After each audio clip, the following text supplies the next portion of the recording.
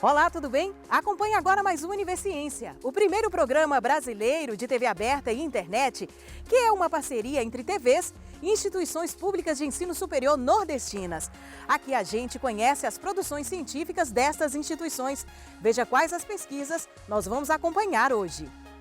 Pesquisadores da Universidade Estadual do Rio Grande do Norte realizam um mapeamento das políticas públicas de prevenção e combate à violência contra as mulheres no estado após Lei Maria da Penha. Cientistas da Universidade Federal Rural de Pernambuco investigam o potencial de produtos naturais e imunoterapêuticos no controle de infecções bacterianas. Um estudo científico desenvolvido no programa de pós-graduação em agronomia da Universidade Estadual do Sudoeste da Bahia avaliou a qualidade das mudas de eucalipto produzidas em recipientes biodegradáveis.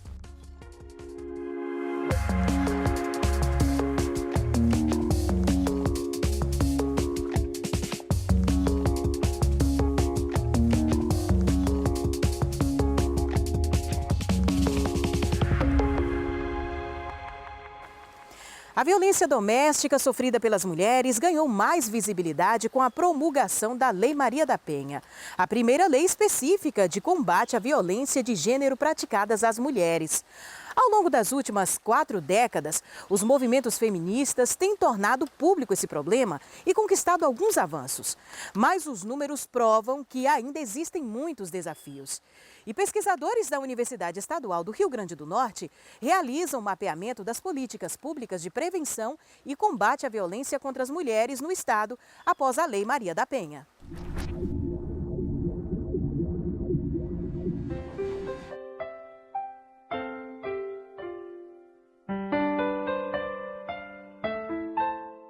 Essa pesquisa, na verdade, ela é uma reatualização do nosso mapeamento que nós fizemos logo após a aprovação da Lei Maria da Penha em 2006. Então, nós realizamos uma pesquisa em 2008, passados 10 anos, mais de 10 anos após a Lei Maria da Penha, propomos ao CNPq reatualizar esse mapeamento no sentido de saber, conhecer quais são as políticas, os serviços, políticas públicas de prevenção e combate às violências contra as mulheres no Rio Grande do Norte, passados 12 anos da Lei Maria da Penha. A pesquisa ela começou em 2019, a gente ainda não estava na pandemia, então nós mapeamos 4 municípios do Rio Grande do Norte, Mossoró, Natal, Caicó e Parnamirim. Por que esses 4 municípios? Porque eles são os municípios que possuem delegacias especializadas de defesa da mulher, que é a principal porta de entrada das denúncias de violência. Então, nós começamos a realizar essa pesquisa em 2019, entrevistando in loco, mapeando os serviços nas áreas de saúde, assistência social, segurança pública e judiciário, que são as 4 áreas principais de políticas que compõem, dos serviços que compõem o enfrentamento dessas violências e prevenções. Então,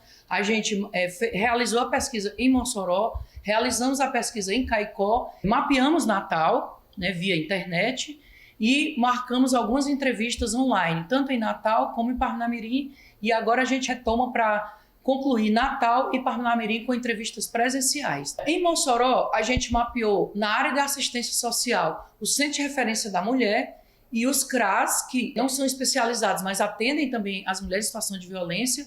Mapeamos a área de saúde, o projeto Flor de Lótus, que funciona na maternidade Almeida Castro, que atende as mulheres em situação de violência sexual, e também algumas UPAs que têm pessoal capacitado para estar atendendo. Na área de segurança pública, a gente tem a Delegacia Especializada de Defesa da Mulher e, mais recentemente, a Patrulha Maria da Penha, que tem sido um serviço muito importante, é a Guarda Municipal com a Polícia Civil, que faz o patrulhamento das mulheres que estão com medidas de protetivas de urgência. E na área do judiciário, temos o Juizado de Violência Doméstica e Familiar contra Mulheres, que é um serviço especializado, a Defensoria Pública, que tem um atendimento em alguns dias e horários para as mulheres, um atendimento prioritário, e a 9ª Promotoria Pública.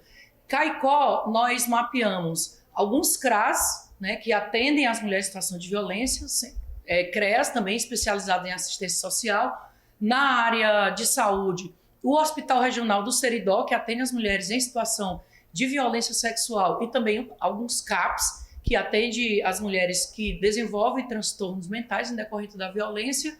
Temos lá o atendimento na Defensoria Pública, na área do Judiciário, e uma delegacia especializada de defesa da mulher, que funciona ser uma sede própria, ainda de forma precária. O serviço em Mossoró, eles têm uma tentativa de se atuar em rede, porque esses serviços eles não podem atuar de forma isolada. Há que ter um diálogo, uma relação que a gente chama rede de serviços, os serviços que compõem essa rede de atendimento e proteção às mulheres.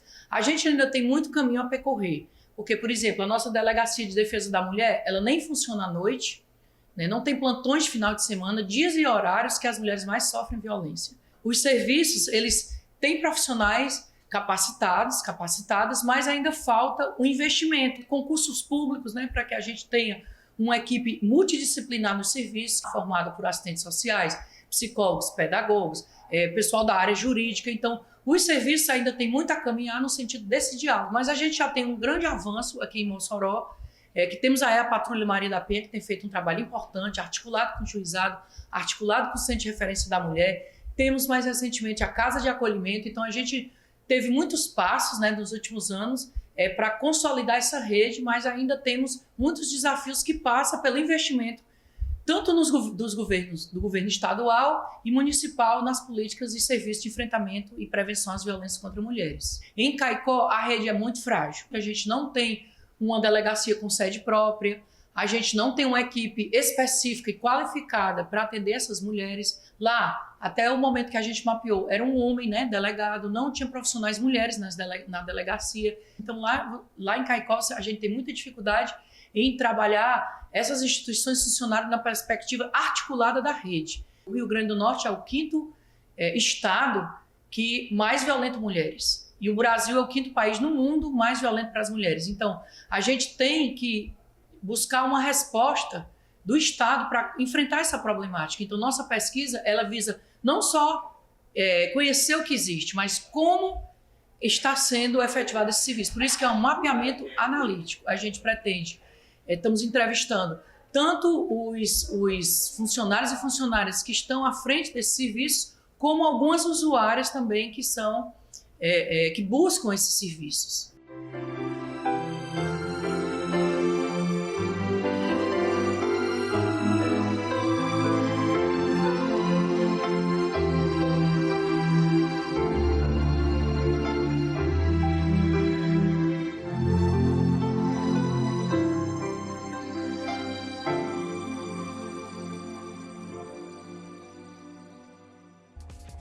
E veja daqui a pouco a manutenção da qualidade das mudas de eucalipto produzidas em recipientes biodegradáveis. É daqui a pouco no Univerciência.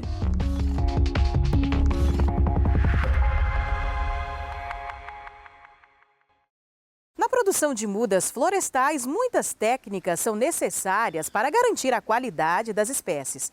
Nesse processo, os recipientes são fundamentais, já que permitem o controle da nutrição e proteção das raízes, além de facilitar o manejo, o transporte e o plantio. Os mais utilizados são derivados do petróleo, mas podem prejudicar as raízes. E que tal uma alternativa de menor impacto ambiental e menos custos? Um estudo do programa de pós-graduação em agronomia da Universidade Estadual do Sudoeste da Bahia avaliou a qualidade das mudas de eucalipto produzidas em recipientes biodegradáveis e em tubetes, associadas à incorporação de compostos orgânicos. Logo quando eu me ingressei no programa de pós-graduação em agronomia, o professor Adalberto me convidou para uma conversa e expôs a linha de pesquisa que o grupo já estava desenvolvendo. Então tinha algumas pesquisas anteriores a mim que já estava testando, por exemplo, o melhor volume do recipiente, quais eram as implicações positivas que esses recipientes tinham na produção de mudas de eucalipto. Então a gente considerou uma variável diferente, que foi incrementar o composto orgânico, que visava aumentar o volume de raízes, promover a redução de deformações radiciais que o tubete já provocava em estudos anteriores. Os tubetes, por exemplo, são pequenos tubos de plásticos rígido, né?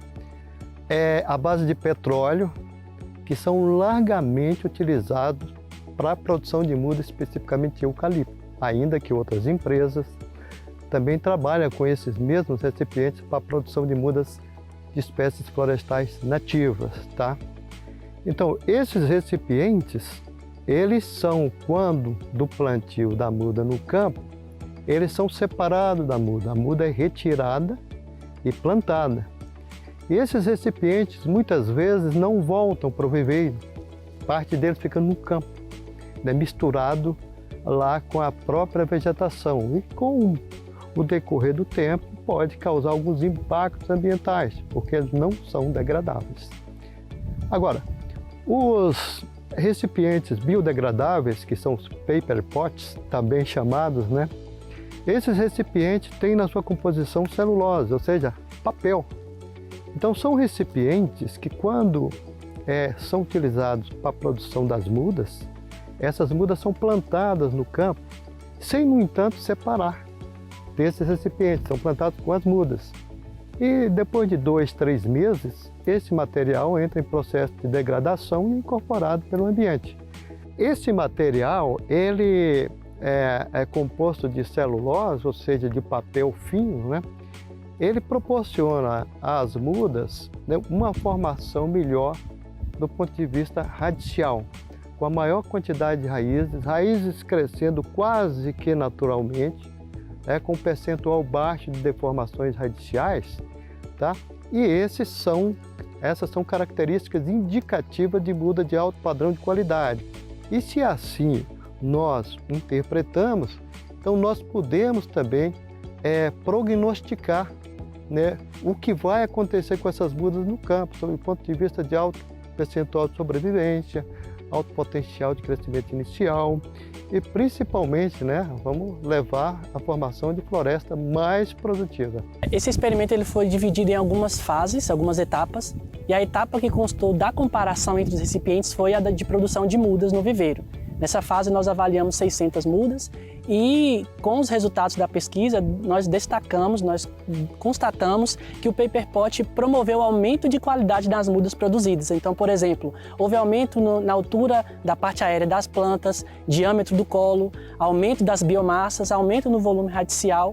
Então, assim, estatisticamente nós tivemos resultados superiores da pesquisa. Em altura da parte aérea, por exemplo, tivemos incremento de 50%. Quando utilizado o paper pot, as raízes em torno de 200% em aumento das raízes. As empresas atualmente já usam o tubete como o principal recipiente na produção de mudas de eucalipto. Então, a descoberta, na verdade, a intenção de testar o novo recipiente foram os problemas de deformações que esse recipiente tubete provocava na produção de mudas. Então, assim, durante a fase de produção de mudas, as deformações que ocorrem lá em razão do tubete, elas perduram no campo. Elas reduzem, por exemplo, a produtividade dessas plantas no campo. Então, a ideia de usar o paper pot é tentar suprimir essas deformações, melhorar a qualidade da produção de mudas e também é um recipiente mais sustentável. Se você raciocinar do ponto de vista dos grandes projetos de restauração ambiental, projetos de reflorestamento para fins industriais comerciais, projetos de arborização urbana, a gente pode dizer aqui e afirmar que essa pesquisa, os seus resultados, vão assim ter uma influência em todos os setores da sociedade. Porque, na verdade, é o seguinte, se é para reflorestamento de fins comerciais e industriais, né, vai ser muito utilizado no setor de produção de celulose, de papel, por outro lado, de recuperação de áreas degradadas nas pequenas propriedades rurais. Por outro lado, né, vai ser utilizado também como parte integrante de produção de mudas para fins de execução de projetos de arborização urbana, enfim. Por esse sistema de paper pot, de biodegradável, nós estaremos retirando do ambiente aproximadamente 5.500.000 toneladas de plástico produzido à base de petróleo, que é um ganho satisfatório, um ganho imenso para o meio ambiente. Isso significa dizer que o setor florestal está contribuindo, né, na potencialização da maioria de suas atividades em condições sustentáveis. A descoberta da penicilina foi um grande avanço para a medicina. Foi a partir desse antibiótico que várias doenças antes letais puderam ser curadas e hoje são tratadas com relativa facilidade. Os resultados com a penicilina foram tão impressionantes que por muito tempo acreditou-se que os problemas com doenças bacterianas haviam chegado ao fim. Infelizmente, surgiram as superbactérias, que são resistentes à grande maioria dos antibióticos. Mas que tal uma alternativa aos antibióticos? Ou uma solução que pode ser usada junto com eles? Pesquisadores da Universidade Federal Rural de Pernambuco investigam o potencial de produtos naturais e imunoterapêuticos no controle de infecções bacterianas. Observando a rica biodiversidade do Nordeste, cientistas perceberam que várias plantas apresentam componentes com potencial capaz de eliminar micro-organismos que sobrevivem dentro de células ou durante as infecções.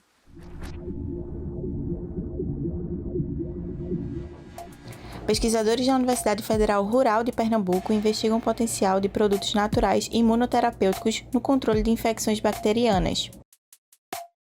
A era dos antibióticos se iniciou após Alexander Fleming descobrir a penicilina. Em 1945, ao receber o Prêmio Nobel de Medicina, Fleming alertou que o uso indevido das moléculas poderia levar à resistência das bactérias. Anos depois, em 2021, a Organização Mundial de Saúde estima que 10 milhões de pessoas poderão morrer anualmente devido às infecções por bactérias multiresistentes. Essa pesquisa ela iniciou aproximadamente em 2008, quando nós percebemos a necessidade de começar a investigar alternativas à utilização de antibióticos. Então, a Organização Mundial de Saúde ela alerta que em todo o planeta o problema da resistência a antibióticos ela deve alcançar o seu ápice em 2050. Então, nós começamos a investigar produtos naturais que pudessem ser utilizados para estimular a resposta imunológica no controle de infecções. Nós percebemos que na região Nordeste nós temos uma rica biodiversidade, uma série de plantas e produtos medicinais naturais que não foram investigados no contexto da utilização no controle microbiano. Então nós começamos a investigar algumas espécies de plantas, proteínas e compostos químicos que foram isolados de plantas e outros produtos naturais e começamos a perceber que vários deles tinham um potencial ainda inexplorado para eliminar micro-organismos, especialmente aqueles que são capazes de sobreviver dentro de células durante uma infecção.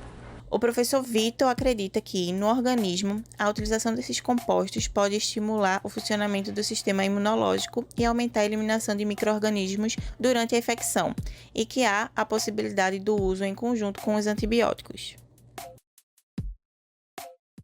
Os antibióticos eles são compostos químicos que, ao interagir com as células microbianas, produzem a morte desse micro-organismo, ou ainda evitam que esses micro-organismos se multipliquem, ou seja, os antibióticos eles agem diretamente sobre a célula microbiana, enquanto que os imunoterapêuticos eles não têm geralmente uma ação antimicrobiana direta, eles agem controlando a infecção porque ao estimular o sistema imunológico elimina o micro-organismo. Então, os imunoterapêuticos eles poderiam, em tese, ser utilizados em conjunto com os antibióticos no controle de uma infecção.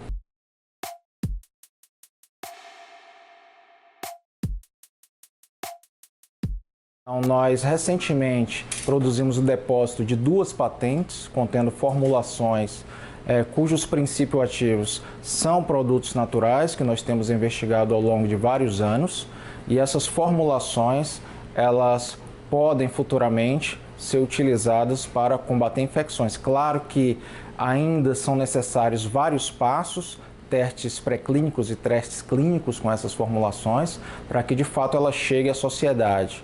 Mas a nossa pesquisa é uma pesquisa básica e importante nesse sentido e que espera no futuro também fazer parcerias com empresas interessadas nesses produtos de forma a chegar a isso na população da forma mais rápida e segura possível. A seguir, os benefícios da Geoprópolis para o nosso organismo. Universiência volta já já.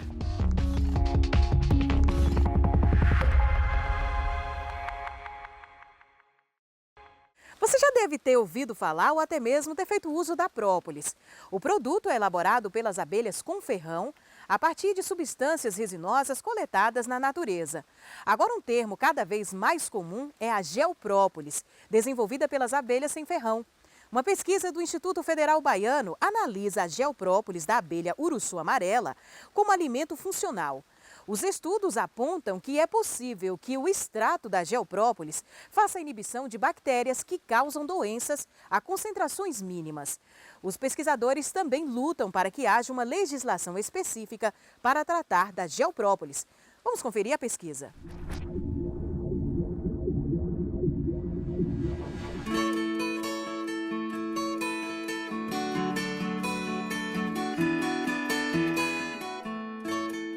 O projeto surgiu a partir de um que já existia, porém para a área animal, que era para a aplicação da geoprópolis para infecção, para combater as bactérias que existiam na mastite bovina.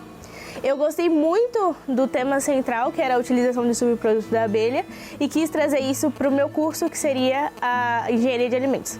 A professora Juliana já era minha orientadora, e professora também, e aí nós tivemos a ideia de utilizar o mesmo extrato de geoprópolis, só que para combater bactérias, micro-organismos oriundos de alimentos. Conhecendo esse potencial dessas bactérias que podem estar presentes nos alimentos, a gente pensou na geoprópolis enquanto alimento funcional para prevenir infecções provocadas que poderiam ser provocadas por esses alimentos. Então a pesquisa voltou-se para isolar as bactérias diretamente de alimentos de origem animal. A partir do isolamento desses micro-organismos patogênicos, a gente avaliou a eficiência do geoprópolis para prevenir, para inibir o crescimento desses micro-organismos. O própolis puro, ele tem algumas abelhas sem ferrão, só que ele é muito mais comum nas apis, são as abelhas com ferrão. A abelha sem ferrão, ela produz geoprópolis, que é o própolis, a cera e tudo mais misturado com barro. Essa é a principal diferença que existe do geoprópolis para a própolis comumente conhecida. Das funções do geoprópolis até então estudadas, que é um produto que está em estudo, é ser antibacteriano. Então nós utilizamos dessa função a nosso favor. Também fizemos mais análises para saber até onde, quantos % desse substrato poderia ser utilizado para fazer essa ação. Nós trabalhamos com 2 números bem específicos, que é a concentração da geoprópolis, que é o número de 4% e o de 7%. O de 4 é onde deu início a ação antibacteriana, onde ela começou a fazer a ação inibitória dessas bactérias. E o de 7 é onde nós tivemos certeza, com todas as amostras que nós fizemos, de que ela realmente foi eficaz nas 2 bactérias patógenas que eu utilizei. Atualmente é muito comum utilizar o própolis, seja naqueles borrifadores com mel, outros substratos que você coloca na garganta para combater uma bactéria ali, e hoje a geoprópolis também pode fazer essa função. E com a disseminação da meliponicultura, é também mais um subproduto que pode ser utilizado e comercializado. E claro que assim como a própolis é utilizada também em vários pratos e outros produtos como um dos ingredientes ali presentes, a geoprópolis também pode se fazer presente. Se eu faço uso regular dessa geoprópolis, então o que acontece? O meu organismo, a partir do momento que ele tem contato com qualquer patógeno, ele vai conseguir responder mais rápido vai fazer com que a minha resposta imunológica seja mais eficaz. A função dos projetos de pesquisa é se criar uma literatura e uma base para, quando for utilizado, quando for amplamente divulgado e comercializado, ter um estudo, ter vários estudos, que se embase para aí sim nós sabermos quanto que pode ser consumido, a forma que pode ser consumido. Hoje o substrato, ele já é feito, o extrato de geoprópolis, ele já é feito com álcool cereais, para que seja possível fazer o uso. Existem meliponicultores que fazem a venda para você tomar e ser um alimento funcional, ele prevenir ou curar. Então, assim, não é um remédio. A gente precisa pensar em avaliar melhor físico-quimicamente o resultado desse geoprópolis, porque a gente avaliou ele microbiologicamente, temos uma diluição que nos mostrou uma resposta muito boa no sentido de inibir o crescimento dos micro-organismos, mas físico-quimicamente os parâmetros dele ainda são muito diferentes dos parâmetros do que a legislação que nós devemos seguir, para que esse produto possa estar no mercado de forma legal. Porém, essa legislação que está vigente não é legislação voltada para a produtos de abelha sem ferrão, é voltada para produtos de abelhas com ferrão, da Apis mellifera. Então, a partir do momento que são materiais diferentes e constituições diferentes, a gente precisa avaliar muitos resultados. A gente precisa ir seguindo, testando com outras amostras de outras regiões, ampliando os nossos testes para que a gente consiga mostrar aos órgãos reguladores do nosso produto e a eficácia do nosso produto.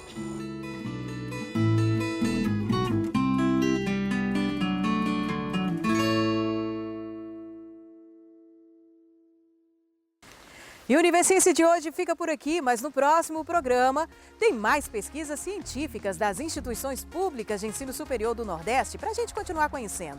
E você já sabe, se tem alguma dúvida ou sugestão, envia para o nosso e-mail universiencia@uesb.edu.br que a gente esclarece num próximo programa. Tchau, tchau e até lá!